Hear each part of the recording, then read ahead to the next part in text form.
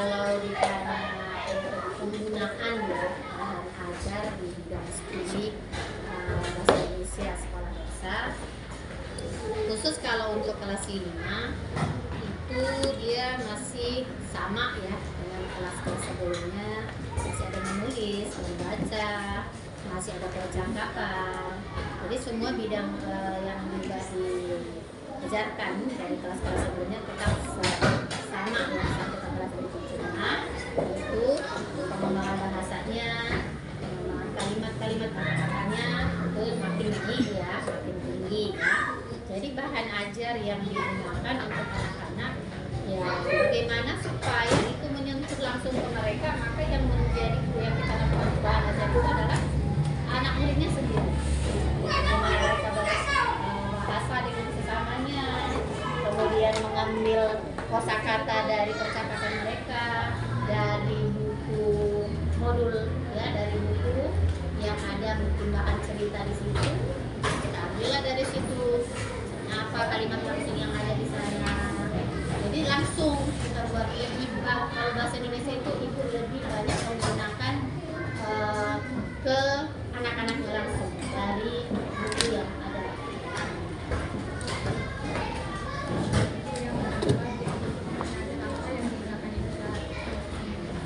Kalau jenis bahan ajar ya hampir sama ya dengan penggunaan yang tadi.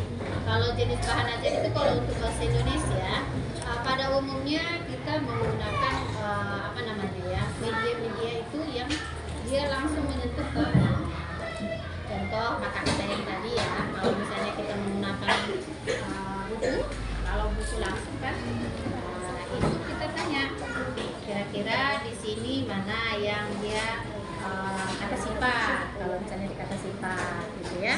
Nah itu yang kita berikan ke anak-anak. Jadi jenis-jenis bahan ajar yang kita berikan ke anak-anak itu kalau ini kalau bahasa Indonesia kalaupun mungkin ada ya misalnya semacam kata-kata yang kita berikan ke anak-anak misalnya melalui infokus, itu juga bisa. Atau melalui kertas-kertas ya yang kita bagikan ke mereka seperti itu.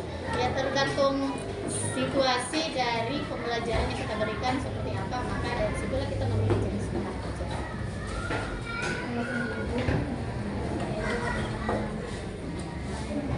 Kalau untuk mengapa ya kita menggunakan bahan ajar itu dalam pembelajaran?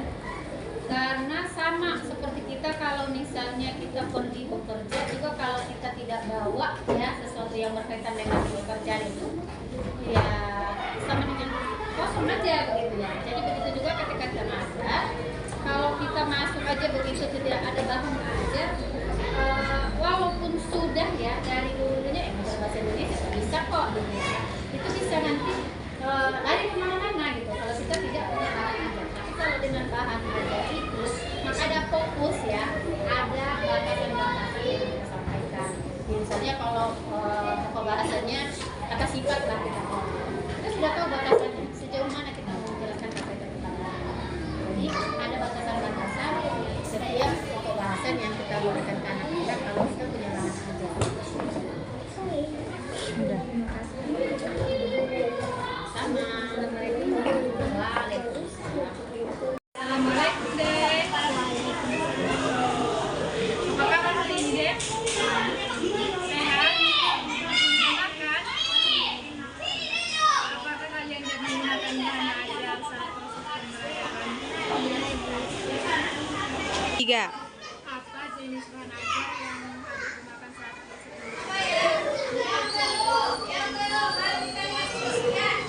Ngecet.